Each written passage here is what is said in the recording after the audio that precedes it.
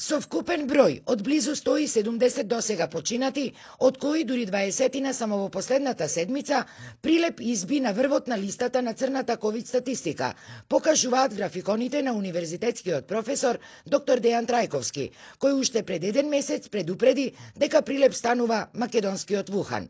Според вкупниот број на новозаразени и стапката на смртност на 100.000 жители, Прилеп високо котира на македонските ранг листи, односно се наоѓа на 4-то и 5-то место.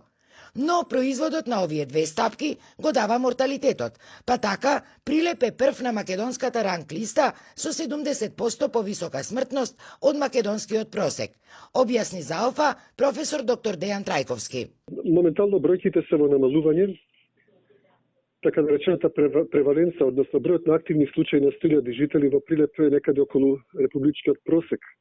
Меѓутоа, Прилеп веќе многу долго време бележи вакви високи бројки, па иако се во намалување, потребно и понатамошно големо внимавање од страна на населението за да започнат бројките конечно да се намалуваат. Професор Трајковски, кој за своите математички пресметки ја користи дата базата на Институтот за јавно здравје, а која се ажурира на неделна и дневна основа, непријатно е изненаден од процентот на починати во болнички услови. Околу 33,1% од сите пациенти кои биле примени на болничко лекување починале, односно случаите биле затворени со смртен исход.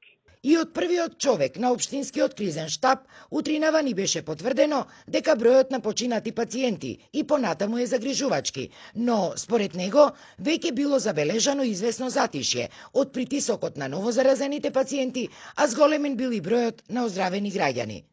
Бројот на прегледи исто така е намален. Од прилика, секој ден имаше по 100 прегледи, а вчера и завчера имаше негде по околу 75 до 80, така што во просек е намалено за 10 до 15%.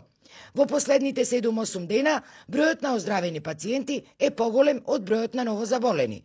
Надежите се дека овој тренд ќе се одржува извесен период, за да почне после да се намалува.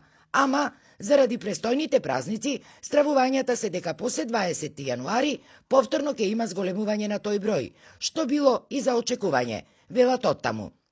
Инаку, и покрај ваквата драматична состојба, која кулминираше во последниот месец и огромниот страв на преплашените прилепчани, сепак, пред 2 недели, здравствените власти проценија дека немало потреба од воведување на порестриктивни мерки, одбивајќи го барањето на градоначалникот, градот да биде ставен во карантин.